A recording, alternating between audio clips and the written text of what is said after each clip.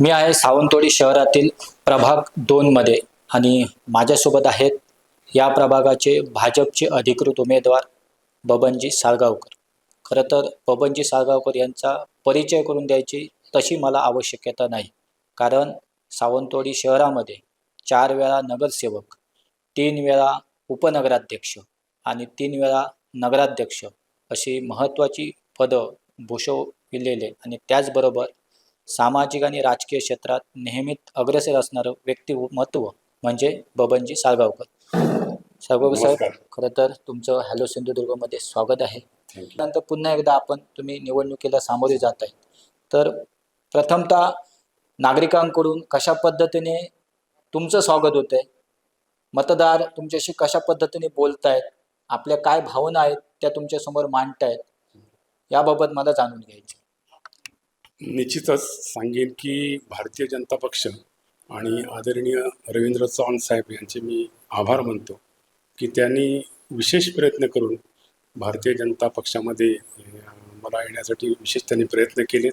त्यांचे कार्यकर्ते, त्यांचे अत्यंत जवळचे कार्यकर्ते, नेहमी त्यांचा प्रयत्न राहिला होता आणि त्यांनी प्रयत्न केले आणि खरोखरच एक चांगलं भविष्यामध्ये या शहराला चांगलं काम करण्यासाठी बबन तुझी गरज आहे असे त्यांचं वक्तव्य होतं आणि त्यांनी ती पुन्हा संधी दिली. त्याबद्दल भारतीय जनता पक्ष आदरणीय रवींद्र चव्हाण साहेब यांचे मी आभार मानतो. खरं तर म्हणजे सुरुवातीला तुम्ही भाजपचे आभार मानलेले आहेत, कारण त्यांनी एक तुम्हाला संधी दिलेली आहे आणि संधी यासाठी दिलेली आहे की एक जबाबदारी आहे या शहराची आणि ती जबाबदारी कुठेतरी तुम्ही पेलावी आणि म्हणूनच तुमच्याकडे त्या जाणीवेतून ही जबाबदारी दिलेली आहे. त्यामुळे शहरामध्ये फिरत असताना नव्याने कोणते प्रश्न तुमच्या समोर येत आहेत आणि जे मतदारांकडून तुम्हाला त्यांच्याशी संवाद करताना ते जाणवत आहेत. संपूर्ण सावंतवाडी शहरामध्ये मी उभं राहावं यासाठी सातत्याने शहरातील जाणकारांचे प्रयत्न होते. मी म्हटलं तर आता ठीक आहे की पुन्हा एक निवडणूक नको किंवा असं रचनात्मक वेगळं काम करावं असं माझ्या मनामध्ये होतं. परंतु शहराची एक प्रकर्षाने जाणवली की बबन साळगावकर हे नगर परिषदेमध्ये असावे, कारण त्यांना एक विश्वासदर्शक चेहरा त्या ठिकाणी आणि सर्वसामान्य प्रश्न मांडू शकेल असा चेहरा संपूर्ण सावंतवाडी शहराला हवा होता. आणि ज्या ज्या ठिकाणी जातोय त्या ठिकाणी अनेक फोन येत आहेत की साहेब तुम्ही उभे राहिला, खरोखरच बरं वाटलं, आम्ही तुमच्यासाठी जे जे प्रयत्न करावे लागतील ते स्वतः म्हणून करू. ही एक सावंतवाडी शहराची इच्छा होती आणि त्याप्रमाणे त्या ठिकाणी राहिलो. प्रचंड मोठ्या प्रमाणात स्वागत होत आहे. सावंतवाडीतील सर्व उमेदवारांचा माझ्या अनुभवाचा फायदा करून देईल आणि भविष्यातील विकास कसा असतो हा भारतीय जनता पक्षाच्या माध्यमातून, रवींद्र चव्हाण साहेब यांच्या माध्यमातून, पालकमंत्री नितेश राणे यांच्या माध्यमातून हा शहराला चांगले असं दिवस आणून दाखवू. खरं तर या शहरामध्ये अतिशय महत्त्वाच्या पदावर तुम्ही 3 वेळा विराजमान झालेला आहात. नगराध्यक्ष म्हणून तुम्ही काम केलं आणि त्या कालावधीमध्ये अनेक विकास कामे आणि शहराला शोभनीय अशा पद्धतीची अनेक विकास कामे या शहरामध्ये तुम्ही आणलात आणि प्रकल्प तुमच्या या कालावधीमध्ये तुम्ही केलात. त्यामुळे निश्चितच आज तुम्हाला शहरामध्ये फिरत असताना त्याचं आउटपुट पण मिळताना दिसतोय. लोक त्यामुळेच तुमचं स्वागत करत आहेत. तर आता पुन्हा एकदा तुम्ही नवीन दामानं तुम्ही निवडणूक रिंगणामध्ये उतरलेला आहात. तर जसं त्यावेळी तुम्ही अनेक नवीन संकल्पना, अनेक नवीन उपक्रम, अनेक प्रकल्प जसे सावंतवाडी शहरात राबवण्याचा प्रयत्न केला, तसंच आता भविष्यामध्ये तुमच्या समोर असे कोणते प्रकल्प आहेत ज्याची तुमच्या मनामध्ये नेहमी खंत राहिली की हे मी काम करू शकलो नाही, पण आता मला पुन्हा एकदा ती संधी मिळालेली आहे. तर असे अनेक प्रकल्प या सावंतवाडी शहरामध्ये जे येणं फार गरजेचं आहे. तर असं कोणत्या गोष्टींना तुम्ही आता सध्याच्या घडीला प्राधान्य देते? सर्वप्रथम प्राधान्याने द्यायचं झालं ना तर अंडरग्राउंड ड्रेनेज जी भुयारी गटार योजना आहे आणि भारतीय जनता पक्षाच्या ते वचननाम्यामध्ये आहे आणि ही पूर्ण करून घेणं अत्यंत आवश्यक आहे. कारण की ह्या शहरातील जवळजवळ 70 ते 80% विहिरी ड्रेनेजच्या पाण्यामुळे खराब झाली आणि जो चांगला पाणी पुरवठा होतो तो खराब होतोय आणि तो वाचवण्यासाठी सगळ्यात प्राधान्याने काम करून आम्ही हे पूर्ण करणार. आणि हे माझं एक हे आहे की उद्दिष्ट आहे की ते पूर्ण करून घेतल्यानंतर शहरातील विहिरी वाचतीलच, परंतु जे ड्रेनेज गटरामध्ये दिसत आहे ते पण दिसणार नाही. तलावामध्ये पण ड्रेनेजचं पाणी जात आहे ते पण थांबेल. त्याच्यानंतर सॉलिड वेस्ट मॅनेजमेंटवरती आम्ही कारड्यामध्ये जी जागा होती 1976 जागा घेऊन ठेवली होती, परंतु तिथं कुठच्याही नगराध्यक्षांनी आज सगळ्यात लक्ष दिलं नव्हतं. परंतु मी नगराध्यक्ष झाल्यानंतर तिथं चांगला प्रोजेक्ट उभा केला. जवळजवळ त्या ठिकाणी 8 कोटी रुपये खर्च केले. एक 8,000 स्क्वेअर फीटची इमारत बांधली. त्याच्यामध्ये सॅग्रिगेशन होतं, त्याच्यामध्ये कचरा विलगीकरण होतं, त्याच्यामध्ये वेगवेगळ्या प्रकारचे 27-28 प्रकारचे कचरे आहेत ते वेगळे करताना त्याच्यातून शहरासाठी उत्पन्न सुरू झालं. हाही प्रोजेक्टवरती चांगलं काम करायचं आहे आणि भविष्यामध्ये रोजगाराची निर्मिती करून या शहरातली IT पार्क कुठे करता येत असेल तर आता आदरणीय देवेंद्र फडणवीस साहेब असतील, आमचे पालकमंत्री असतील, आता आपल्या बाजूला एअरपोर्ट आला आहे कुठे की शहराच्या 20-22 किलोमीटर एअरपोर्ट आहे आणि त्याला अनुषंगाने आणि जे कोण IT पार्क जर निर्माण झालं तर आपली मुलं इथंच राहतील. आज फिरताना प्रत्येक घराघरामध्ये बघितलं तर हा असा प्रश्न जाणवतो की आई वडील घरात आहेत, ते विकलांग आहेत, त्यांना मुलं त्यांच्या घरामध्ये सांभाळणारं कोणी नाही आणि जर IT पार्क सारखे असे प्रोजेक्ट जर झाले तर ही मुलं इथल्या इथेच शिकून इथे नोकरी करू शकतील आणि त्या घराला स्थैर्य प्राप्त होऊ शकतो. अनेक लोक सांगतात की कॉयर युनिट आणल्यानंतर तुमच्या घरामध्ये लक्ष्मीची पावलं उमटते. अरे 25 वर्ष झाली एक तरी युनिट दाखव. एक युनिट कॉयरचं दाखवलं नाही. महिलांची किती वेळा फसवणूक करणार, फक्त महिलांना काहीतरी आमिष दाखवायची आणि त्यांना फसवायचं हे धंदे आता बंद व्हायला पाहिजे. खरं तर एकंदरीत हे जे काही प्रश्न आहेत हे पाहता इथले जे स्थानिक आमदार आहेत तर त्यांच्याबद्दल अनेकदा त्यांनी ह्या सहानुभूतीचा वापर करून अनेक गोष्टी ते त्याने मांडण्याचा प्रयत्न केला आणि मात्र यावेळी या सहानुभूतीला इथली जनता मत देईल का किंवा काय वाटते तुम्हाला? ते कसं आहे की या भागाचे आमदार दीपकभाई केसरकर हे सध्या आजारी आहेत असं ते स्वतः सांगतायत. माझ्या जवळच्या मित्रांनी त्यांच्या आजारपणाविषयी मला सांगितलेलं आहे. तर मी ते लवकर बरे व्हावेत एवढीच प्रार्थना करतोय की यापुढे मी त्यांच्यावरती टीका करणार नाही, परंतु ते आजारी असल्यामुळे प्रार्थना करतो की त्यांना लवकर बरे व्हावेत एवढंच सांगेन. खरं तर म्हणजे सगळ्यात महत्त्वाचा विषय हा येतोय की यापूर्वीच्या अनेक निवडणुका आणि आताची ह्यावेळी होणारी निवडणूक ह्या तुम्ही पाहिलेल्या आहेत. मात्र यावेळीच्या निवडणुकामध्ये म्हणजे निवडणुका आल्या की आरोप प्रत्यारोप हे होतच असतात, मात्र त्याला कुठेतरी एक वैचारिक पातळी असते. मात्र या निवडणुकीमध्ये ती वैचारिक पातळी कुठेतरी घसरलेली दिसते. त्याबद्दल तुम्ही काय सांगा?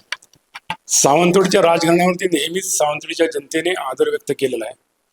आदरणीय बापूसाहेब महाराज असतील, आदरणीय शिवरामराजे महाराज असतील, यांच्यासोबत म्हणजे शिवरामराजेंच्या सोबत काम करण्याची भाग्य मला लाभलंय. मी ते राजघराणे अत्यंत जवळून बघतोय. सत्वशीला देवी भोसले ह्या मला नेहमी कामाच्या निमित्ताने बोलून घ्यायच्या, अनेक कामं सांगायच्या, शहराच्या विकासावरती बोलणं व्हायचं आमचं. एक ते रॉयल फॅमिली आहे. रॉयल फॅमिलीवरती जे काही आरोप होत आहेत ते अत्यंत चुकीचं आहे आणि अशा स्वरूपाचं राजकारण असू नये. राजकारण निवडणुका ह्या 4 दिवसाच्या आहेत, निघून जातील, परंतु जे वातावरण जे कलुषित झालंय ते अत्यंत निंदनीय असं आहे. मला कोणीच बोलताना आपल्या पातळी सोडू नये असं मला वाटतं. सावंतवाडीकर याला उत्तर देतील का? उद्या मतपेटीद्वारे ते उत्तर देतील निश्चितच. ज्या श्रद्धाराजा आहेत त्या मोठ्या फरकाने निवडून येत आहेत, कारण ज्या फिरतायत, ज्या पद्धतीने फिरतायत, राजघराण्याच्या माध्यमातून प्रचार होतोय. भाजपचा प्रत्येक कार्यकर्ता त्यांच्या विजयासाठी प्रयत्न करतोय. आदरणीय रवींद्र चव्हाण साहेब या ठिकाणी येत आहेत. आदरणीय नितेश राणे, पालकमंत्री नितेश राणे आहेत. अनेक वेळा त्यांनी या शहरामध्ये बैठका घेतल्यात आणि त्यांचा विजय फार सोपा झालेला आहे.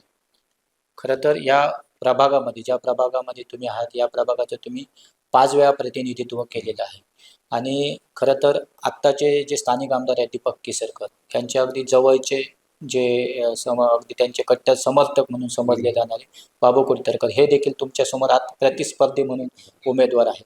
या लढाईबद्दल तुम्ही काय सांगा? तुल्यबळ लढाई आहे. प्रत्येक उमेदवार आपल्या परीने प्रयत्न करतोय. मी प्रयत्न करतो, ते आपले प्रयत्न करतायत. एक चांगली अशी लढत या ठिकाणी होते.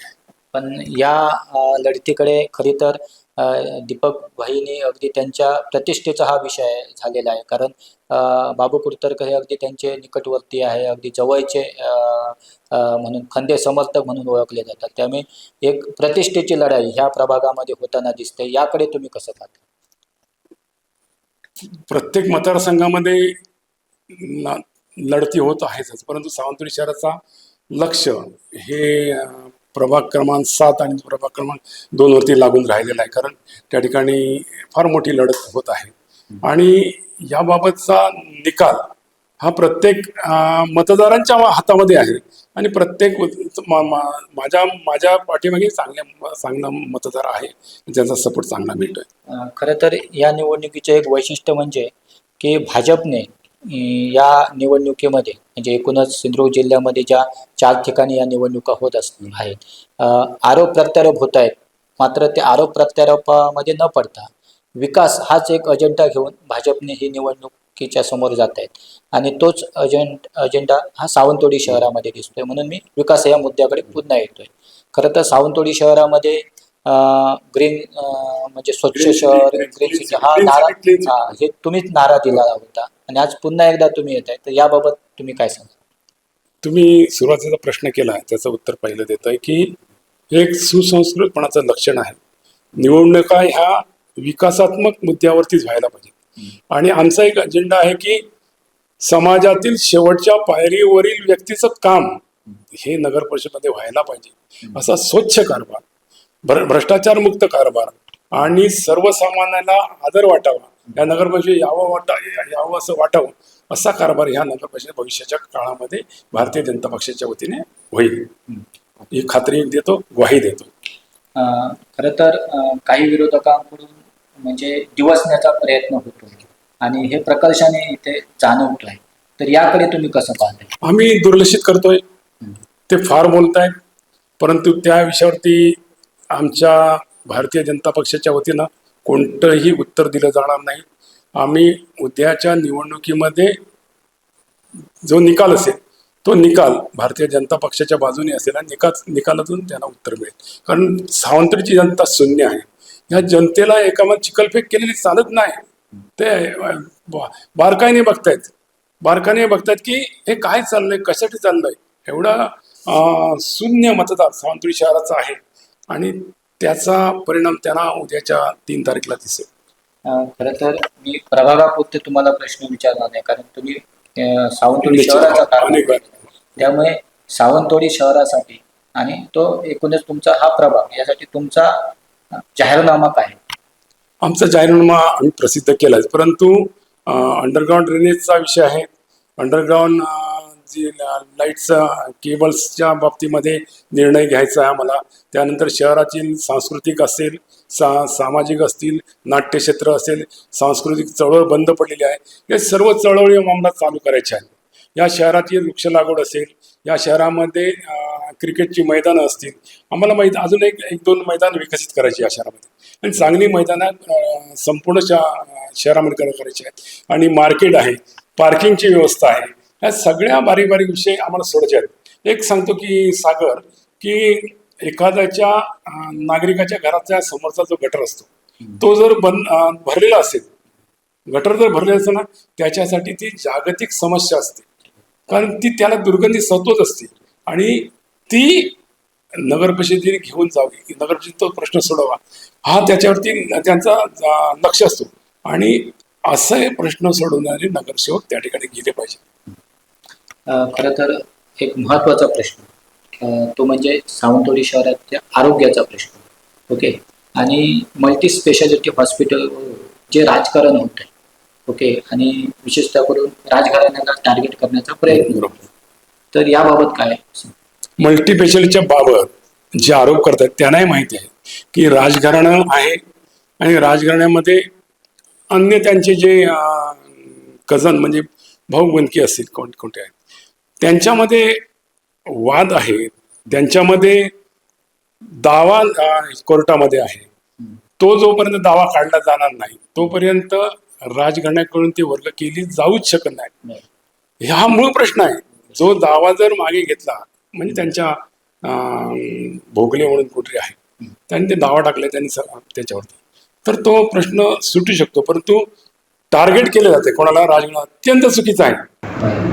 म्हणजे हे विनाकारण मुद्दे राजकीय त्याचं भांडवल कसं आहे की भावनिक मुद्द्यावरती अनेक वेळा निवडणुका जिंकल्या, भावनिक मुद्द्यावरती निवडणुका जिंकू अशा स्वरूपाचा किंवा एखादं काहीतरी क्लिष्ट या भागामध्ये तयार होईल, कुठेतरी क्लेश निर्माण होतील आणि त्याचा फायदा आपल्याला घ्यायला मिळेल असे विरोधकांकडून प्रयत्न आहेत, त्याचाच एक भाग आहे.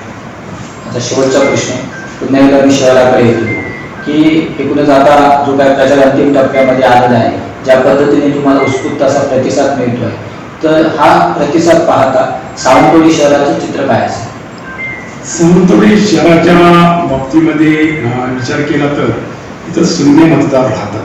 यामध्ये एज्युकेटेड लोक आहेत, शैक्षणिक सगळ्या संस्था आहेत, पत्रकार असतील, कवी असतील किंवा लेखक असतील, हे मोठ्या प्रमाणामध्ये या भागामध्ये मुद्दामून या भागामध्ये घर बांधून आलेले आहेत. आणि एक सांस्कृतिक वारसा जपण्यासाठी हे शहर लोकांना आवडतं. पुढेही सावंतवाडीच्या प्रेमावरतो जो साई म्हणा की सावंतवाडी आणि अडकूनवाडी असं म्हणजे ते मोहामध्ये सावंतवाडीच्या पडतात आणि सावंतवाडीमध्ये राहतात असा शून्य मतदार आहे. आज भाजपच्या मागे खंबीर उभा आहे, ते प्राशस्त्य जाणवतंय. उद्याची सत्ता ही भाजपचीच असेल मी या ठिकाणी सांगतो. तर हे होते बबनजी साळगावकर. अगदी विश्वासपूर्वक त्यांनी सांगितलेलं आहे की सावंतवाडीची जनता ही सुज्ञ आहे आणि त्यामुळे सुज्ञ जनता ही नेहमीच विकासाला मतदान करत असते आणि विकास हाच भाजपचा अजेंडा असल्यामुळे इथे भाजपचीच सत्ता असणार असा दावा बबनजी साळगावकर यांनी केला.